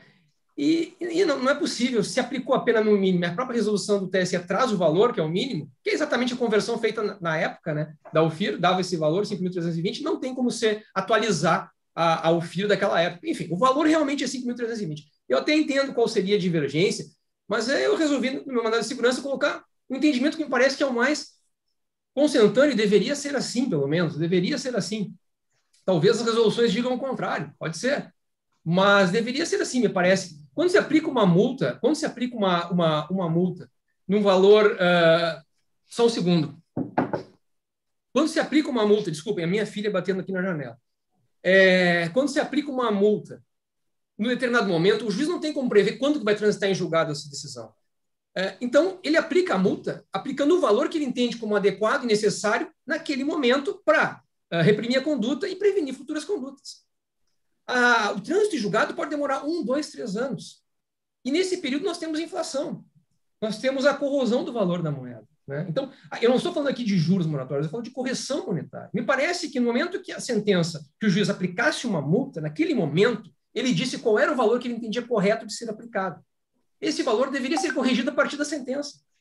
E não a partir do trânsito em julgado, que não se sabe quando vai acontecer o trânsito em julgado. Porque se vai se corrigir depois do trânsito em julgado, digamos que tenha passado 3 anos e tenhamos um período de inflação, como até está aumentando realmente a inflação, e tenha perdido em 30% o valor à moeda. A sanção já não é mais a mesma. No momento da execução, o conteúdo da sentença foi alterado. Porque a multa aplicada não é mais a multa que o juiz fixou, mas é uma multa que está 30% menor. 30% menor. Né? Por isso, me parece que o correto seria sempre a atualização, não estou falando de juros. Juros moratórios pressupõem intimação e a pessoa não pagar. Né? Não estou falando de juros, estou falando de correção monetária. Não é um plus, como a justiça gosta muito de falar, não é um plus, é simplesmente a manutenção do valor da sentença, do valor da multa, que é manter o conteúdo da sentença, manter o que a sentença, o que o julgador pretendia quando aplicou a multa, quando entendeu aquele valor como adequado e necessário. Por isso que nós nos manifestamos aqui pela concessão parcial da segurança, para efetivamente deixar como valor o valor da multa, aquele de 5 mil e pouco que está mencionado na resolução, mas atualizado a contar da sentença. Parecer. Doutor Orvalho. Senhor presidente, senhores integrantes da Corte, o senhor Rogério, representando os servidores, senhor procurador eleitoral, eu estou trazendo aqui um voto em que, em princípio, eu estaria de acordo com a manifestação da Procuradoria Eleitoral, mas confesso que essa questão que foi levantada agora não examinei. Então, gostaria de pedir suspensão do julgamento para análise da matéria. Perfeito. E o tema é inquietante, né, desembargador Orvalho? Daqueles que se gosta de pensar, né? É verdade, é verdade. Então, fica assim, suspenso o julgamento a pedido do relator. Todos de acordo, né? E os demais, meus colegas, alinhamento entre os projetos de votos e o parecer ministerial e também das manifestações de todos. Então, penso que podemos adotar aquela nossa sistemática. Padre Silvio? Sim, se Vossa Excelência me permitir, queria só pontuar o 28577-0600, porque em todo este meu período no eleitoral, eu nunca encontrei um casamento tão perfeito entre aquilo que eu licionei a vida inteira, títulos de crédito com direito eleitoral. E aqui vem ao encontro daquele julgamento que o desembargador Meche proferiu hoje, porque uma prestação de contas de candidata em que o cheque foi descontado por terceiro. A candidata acostou cópia do cheque, demonstrando a sua emissão de forma cruzada e nominal, nos exatos termos exigidos pela legislação, mas que não proíbe o endosso do título a terceiros. E aí, no voto, se me permite, eu pontuo, cumpre enfatizar que a legislação eleitoral, ao estabelecer as formas de pagamento dos gastos eleitorais, não impõe a emissão do cheque não endossável, ou seja, não há ordem. Não sendo, portanto, exigível da candidata que emitiu o cheque na forma reclamada pela legislação, nominal e cruzado, que o próprio prestador de serviço ou fornecedor do bem faça o desconto do título, o qual pode ser licitamente transmitido a terceiros, conforme previsto no artigo 17 da Lei 7357/85. E aí, eu, inclusive, cito um trecho do ministro Edson Fachin, que é exatamente aquilo que eu pregava na sala de aula, exatamente tratando do endosso do título de crédito. E, neste caso, a fornecedora recebeu o cheque cruzado e nominal, e o cheque veio a ser descontado por um supermercado. Ou seja, nada obsta a que a prestadora, a credora, tivesse ido ao mercado, feito a compra e pago aquele cheque. Foi exatamente o que aconteceu e que, aliás, está em harmonia com o parecer do nosso procurador eleitoral. Para finalizar, meu querido presidente, o senhor que gosta tanto das lembranças, aliás, todos nós gostamos, me sensibilizei porque na Unicinos eu fui o primeiro monitor dos diretores Hermann Homme de Carvalho Hennig e depois do ministro Rui Rosado, a quem a vida inteira eu chamei de padrinho e ele me chamava de guri, porque eu comecei a lecionar em 77, em 79 o ministro Rui chega para mim e diz assim, guri, tu vais dar aula na escola da Júris. E eu me apavorei, dizendo, não, já falei com o diretor da época, o criador da escola, da Elo, e tu vais dar aula... Exatamente, Cristóvão Daelo Moreira. Isso mesmo. E aí eu entrei lecionando títulos de crédito e lá fiquei por 29 anos dando aula em títulos de crédito. Então, a minha saudosa homenagem ao meu padrinho, Rui Rosado, que Deus o tenha e que ele esteja no caminho de luz. Era esta referência que eu queria fazer com relação a esse voto cruzado no cheque, cruzado e nominal, e as boas lembranças que me trouxeram. E o casamento, título de Permite, presidente? Sim. Permite? Então, talvez não seja do conhecimento do desembargador Silvio, este prédio aqui, este anexo, que é uma obra muito bem pensada pelo desembargador Armínio, leva hoje o nome do ministro Rui Rosado de Aguiar Júnior. Merecidíssimo. Merecidíssimo. Muito obrigado pela informação. Fico muito feliz em ouvir. Senhor presidente? Sim, doutor. Só um registro, né, por essas coincidências da vida, né, desembargador Silvio.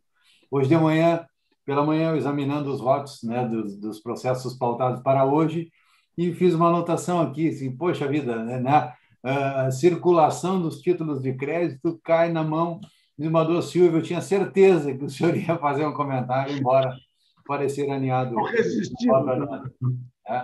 Muito bem. Boas lembranças. E é uma história tão bonita dos títulos de crédito, né, com aquelas cidades comerciais italianas, né, e o seu desenvolvimento. Né? E eu tive, acredito que os desembargadores Silvio, Gerson e Orvalho, grandes professores. Né? A cadeia de Direito Comercial era uma vitrine da Faculdade de Direito da João Pessoa. Professores Lélio Candiota de Campos. Meu professor na Unicinos. Exatamente, porque era o professor de títulos de crédito, né? Professor Lélio. Germanófilo, né? McDonald's também, que é o genro dele, né? Sim, Roberto Caruso. Roberto Caruso McDonald's. Roberto Caruso McDonald. E só curiosidade, o desembargador da Elo, o desembargador Mendes, sabe, tinha uma relação comigo muito afetiva, né? Era quase um filho dele. E esse Daiello, sempre tem, mas esse Daiello vem da onde? Segundo ele, era de um pirata italiano que aportou em Salvador. Um bucaneiro. Porque o pai dele vinha de lá, né? Ele era do desembargador Maurílio.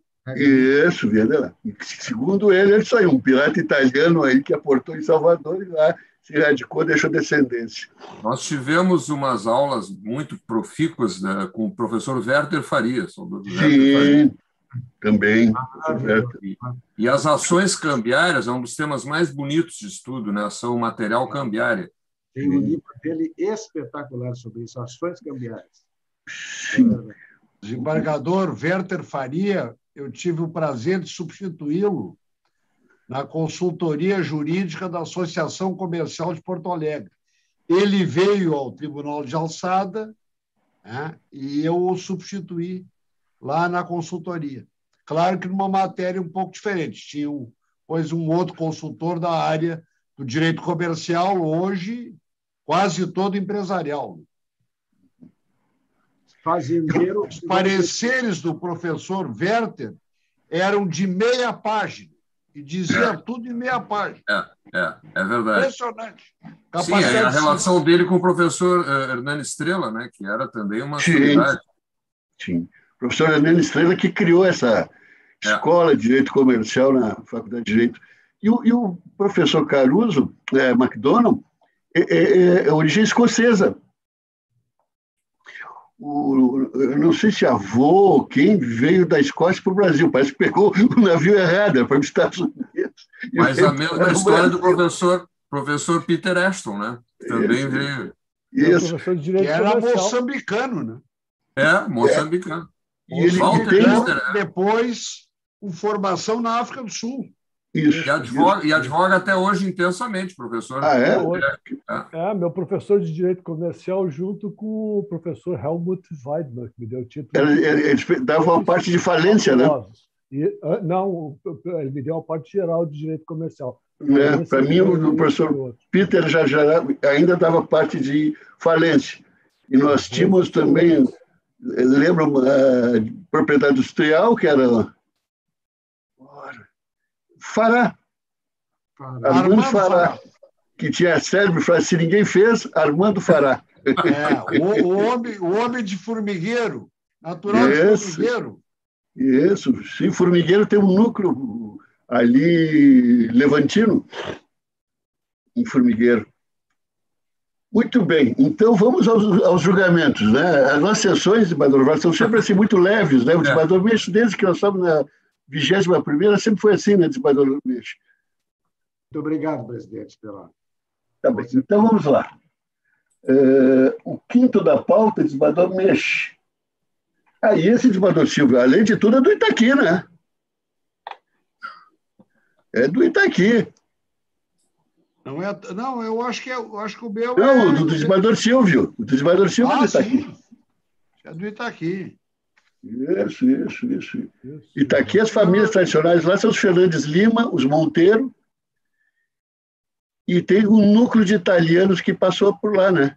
Schinini, De Grazia, Cadematório, Cademartori, os próprios Brustoloni passaram por lá, Catani, que é da minha avó. Bom, vamos lá. O desembargador Oyama deve fazer referência a tudo isso, né, desembargador Oyama? Sim, me lembro de todos eles. A família Cademartori tinha advogados muito bons lá. Todas as famílias citadas. Schinini, né? Schinini também. E os Catani, que é da família da minha avó materna. E Itaqui tem uma peculiaridade que tem um núcleo, tinha, pelo menos na época, em 93, 94, um núcleo de advogados muito competente lá. Era um grupo bem qualificado. Sim. A família tradicional dos Fernandes Lima, tinha o chalé dos Fernandes Lima, com aquele renque de palmeiras imperiais, os Monteiro. Os Monteiro, claro, é que eu ia falar dos Monteiro. Pífero também, os italianos de lá, né? Pífero também. Muito bem. Os 5, desembargador Meixo. Tapejara. Eu estou encaminhando voto pelo parcial provimento do recurso para aprovar com ressalvas as contas de Adriana Bueno Artuz, relativas ao pleito de 2020, mantendo a aplicação da penalidade de multa no percentual fixado pelo juízo sentenciante, com fundamento dos artigos 27, parágrafos 1º e 4º e 74, inciso 2º da resolução 23.607/19. Todos estão de acordo? Então fica assim, a unanimidade, prover em parte o recurso, aprovando as contas com ressalvas, mantendo a aplicação da multa no percentual fixado pela sentença, com fundamento nos artigos 27, parágrafos 1º e 4º e 74, inciso 2º, resolução TSE 23.607/19. O sexto, o desembargador Silvio, eu acabei de falar. É esse de Itaqui, né? Sim, é o de Itaqui. Então, proclamando o resultado, por unanimidade, deram provimento ao recurso para aprovar as contas e determinar e afastar a determinação do recolhimento de valores ao Tesouro Nacional. O sétimo, desembargador Silvio, é o 600.320.91, Tupanci do Sul. Isso aqui, presidente, é uma prestação de contas de candidato com duas irregularidades: excesso de utilização de recursos próprios e recebimento de recursos de origem não identificada. Quanto à primeira, os gastos com serviço de advocatícia ou contábeis, embora não se sujeitem ao valor máximo total para gasto de campanha, devem ser considerados na aferição de limite de autofinanciamento, que não encontra ressalva na legislação. E sobre o segundo, foram identificadas notas fiscais de combustíveis contra o CNPJ do candidato, não canceladas e não lançadas na escrituração. O valor total das falhas é diminuto, 550,22, permitindo a aprovação das contas com ressalva, mas mantendo-se a determinação de recolhimento do montante de R$ 200 ao Tesouro Nacional, bem como a condenação da multa em 350,22 e, retificando-se erro material da sentença, deve ser destinado ao fundo partidário o valor da multa. O parecer, até onde estava divergente, mas hoje pela manhã o doutor Fábio o tornou convergente com o voto. É como estou votando, portanto... Então, todos de acordo, né? Então fica assim o resultado que proclamo. Por unanimidade, deram parcial provimento ao recurso, aprovando as contas com ressalvas, mantendo a determinação de recolhimento do montante de R$ 200 ao Tesouro Nacional, bem como a condenação ao pagamento de multa no valor de R$ 350,22, retificando erro material da sentença, devendo a multa ser destinada ao fundo partidário. O oitavo, desembargador Gerson, recurso de prestação de contas 600.636.63, de Caibaté. Desembargador Gerson. Presidente, renovando as saudações, é um caso praticamente idêntico a esse que o desembargador Silva votou agora, ultrapassando também os limites de recurso próprio.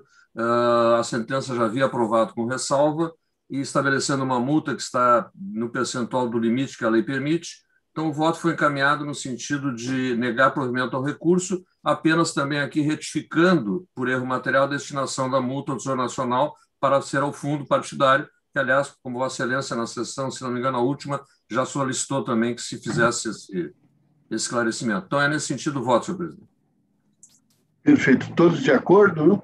Então, a unanimidade negaram provimento ao recurso e retificaram a destinação da multa a fim de que seja recolhida ao fundo partidário. Já é o segundo de hoje, né? O nono da pauta, também recurso em prestação de contas 0600.225.37, relatoria do desembargador Amadeu Butelli, de Canguçu do Sul. Desembargador Butelli. Senhor presidente, renovando as saudações, aqui é o caso de Canguçu, onde houve ocorrência de 3 depósitos de R$ 800 de parte do candidato Carlos Eduardo Domingues Martins, com identificação do CNPJ de forma equivocada, né? Ele utilizou para os depósitos o CNPJ de campanha e não o seu CPF próprio. Foi devidamente esclarecida esta divergência, o candidato apresentou os competentes recibos eleitorais, comprovou pelas declarações de imposto de renda que possui a capacidade financeira para tal, não houve extrapolação do limite de gastos com recursos próprios. A comarca de Canguçu até era bem considerável, R$ 2.406,22, evidenciada a boa-fé do candidato, a verossimilhança dos seus argumentos, não havendo sequer qualquer prejuízo ao exame das contas de campanha. De modo que estou encaminhando o voto pela aprovação com ressalva das contas, afastando a determinação de recolhimento do valor ao Tesouro Nacional. E todos já manifestaram votos acompanhando o eminente relator, de sorte que proclama o resultado. A unanimidade, conhecendo do recurso e da documentação que instrui, e é da documentação que eu instrui, e no mérito, prover em parte para aprovar com ressalvas as contas, afastada a ordem de recolhimento de valores ao Tesouro Nacional. O 10º, desembargador Butelli, também de vossa relatoria, de Ulha Negra, recurso em prestação de contas 600.310.27, Tanira Ramos dos Santos Martins, a recorrente. Desembargador Butelli. Perfeito. Neste caso, senhor presidente, houve a retificação do parecer do Dr. Fábio Venzon, né, pelo parcial provimento do recurso e aprovação das contas da candidata Tanira, com ressalvas, mantendo-se o recolhimento de R$ 650 ao Tesouro Nacional, isso fruto da omissão de uma despesa com Ana Rita da Silva Ibanez, de R$ 650, né, que teria sido alegado o pagamento por parte do PDT. No entanto, esta comprovação não aportou aos autos, de forma que, então, este é o encaminhamento de voto.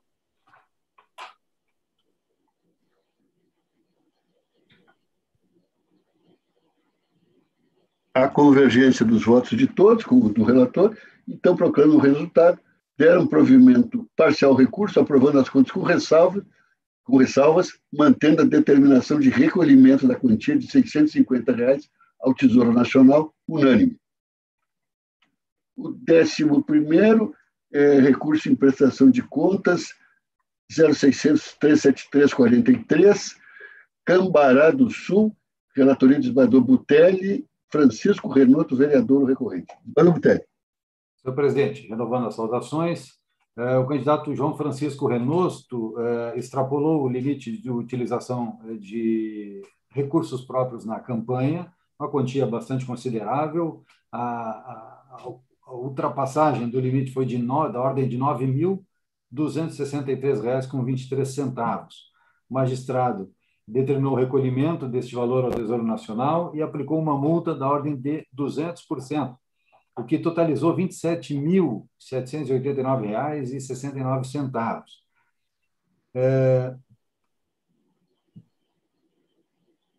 Efetivamente extrapolado o limite, né, e a responsabilidade solidária entre o candidato e os profissionais da área contábil, eu estou ante o silêncio das resoluções com relação ao recolhimento dos valores em excesso utilizados, esses com verbas próprias. Estou afastando o recolhimento do valor excedido e, com relação à multa, eu estou dando parcial provimento ao recurso para reduzir o patamar de 100% do excesso, de modo que voto pelo conhecimento do recurso, pelo seu parcial provimento, mantendo a desaprovação das contas e reduzindo o valor da multa para R$ 9.263,23, destinado ao recolhimento ao fundo partidário e não ao Tesouro Nacional, como consta da sentença. Esse é o voto. Todos estão acompanhando o eminente relator, não? Então, proclamo o resultado. Por unanimidade, deram provimento parcial ao recurso para, mantendo o juízo de desaprovação das contas, reduzir o valor da penalidade de multa para R$ 9.263,23, o qual, retificando o erro material da sentença, deve ser recolhido ao fundo partidário, assim como afastar a determinação de recolhimento do valor do excesso ao Tesouro Nacional, com fundamento nos artigos 27, parágrafo 1º e 4º, e 74, inciso 3º, da Resolução TSE 23607 de 2019, combinado com o artigo 38, inciso 1º, da Lei número 9.096/95. O 12º da pauta, também recurso de prestação de contas, 0600-216-34, de Pelotas, o Roberto da Silva Miori, vereador recorrente. Passamos já agora aos feitos de relatoria do desembargador Oyama. Senhor presidente, minha saudação, eminentes colegas, doutor Fábio, doutor Rogério.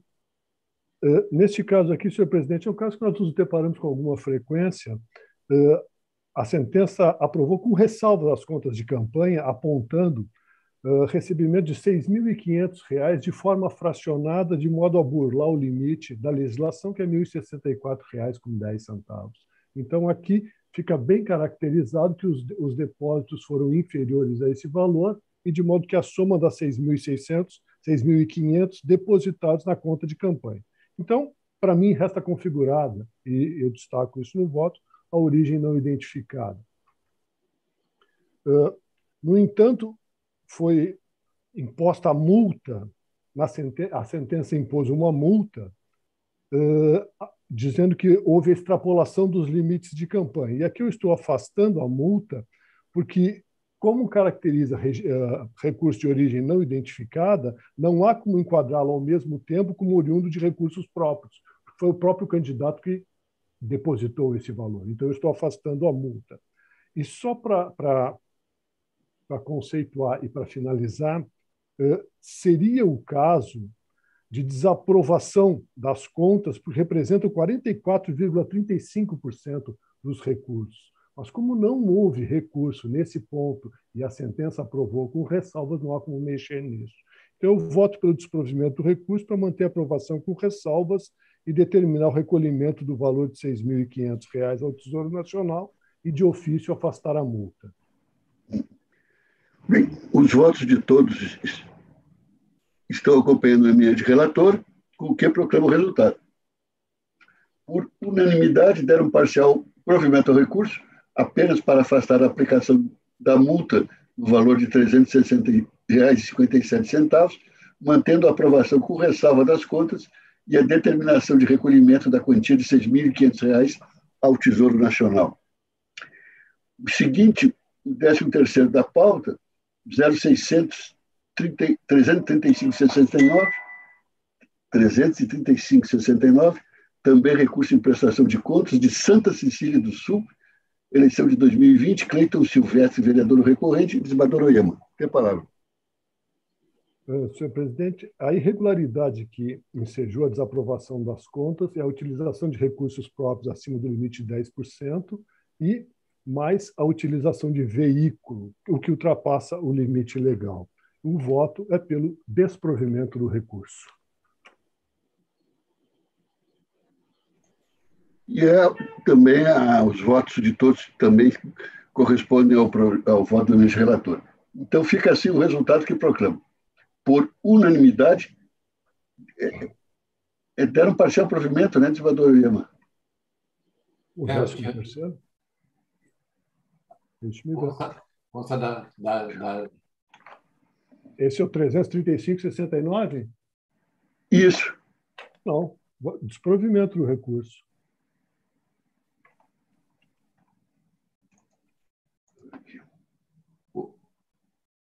Oyama, dá uma olhadinha no voto, que eu acho que está encaminhado. No voto consta parcial provimento, senador. Okay, só se eu peguei o errado. Cleiton José, pode ser. Deixa eu ver. Que estranho. Parcial provimento com ressalvas. Isso. Erro meu, desculpe, erro meu. Aprovar com ressalva e manter a multa aplicada na sentença. Tá. Todos de acordo, não? Isso. Então, proclamo o resultado. Por unanimidade, deram parcial provimento ao recurso para aprovar as contas com ressalvas, mantendo a multa aplicada na sentença. O 14º, desembargador Oyama, também de Santa Cecília, monopolizou Santa Cecília. Recurso em prestação de contas 0600-338-24. Isso. Santa Cecília, Fábio de Quadros, vereador, é o recorrente, desembargador Oyama. O voto, senhor presidente.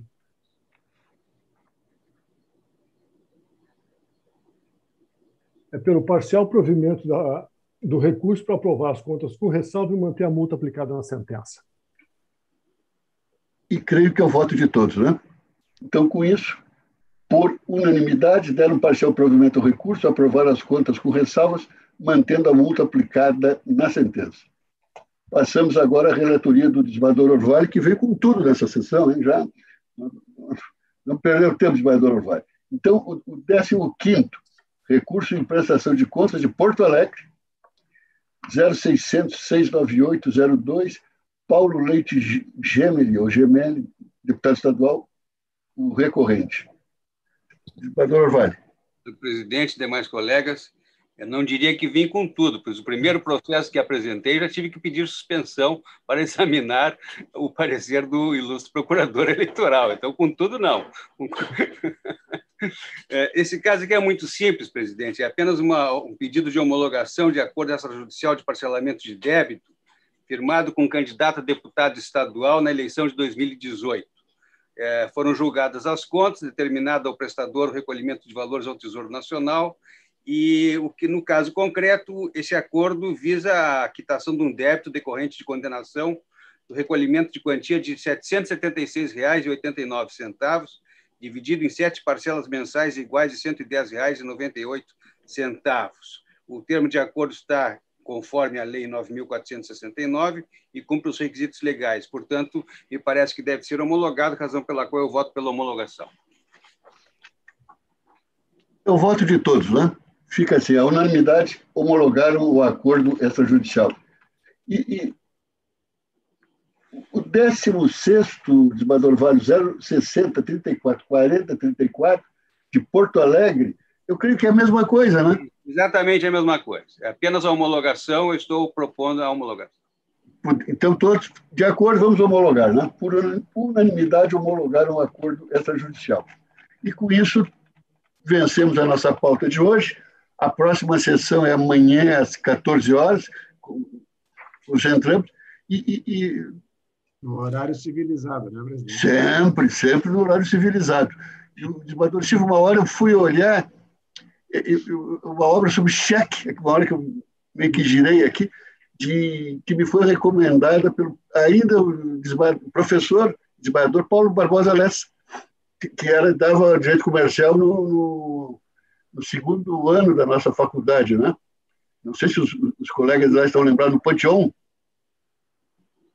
E ele tinha claro que sim.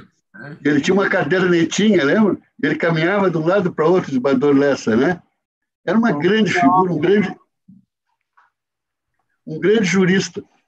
E numa aula, eu sempre levava o Código Comercial, aquela aula eu não levei.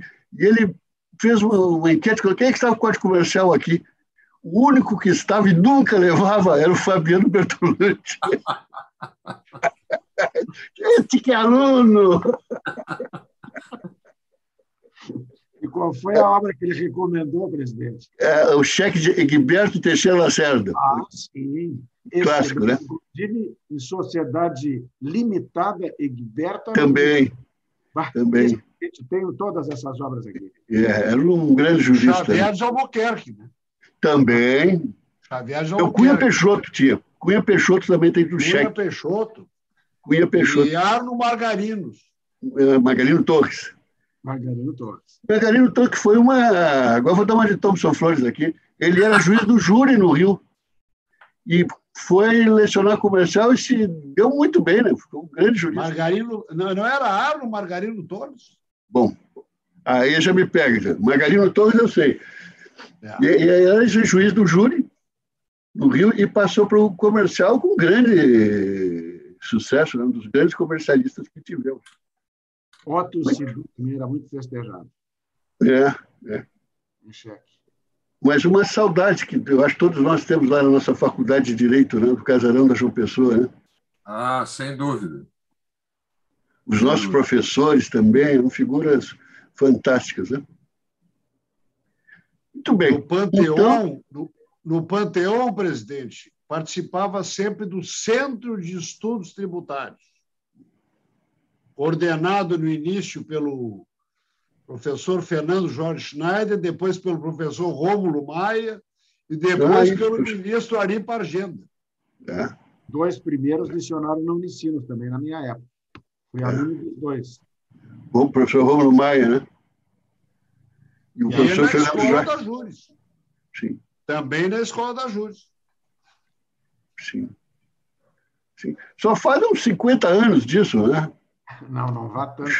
Está na década de 90. Uns 50 e poucos, né? Nem tanto. É velho. Recordar é viver. É verdade. Um grande abraço a todos. Boa tarde. Até amanhã. E até amanhã, então. Boa tarde, até amanhã. Boa tarde. Boa tarde a todos.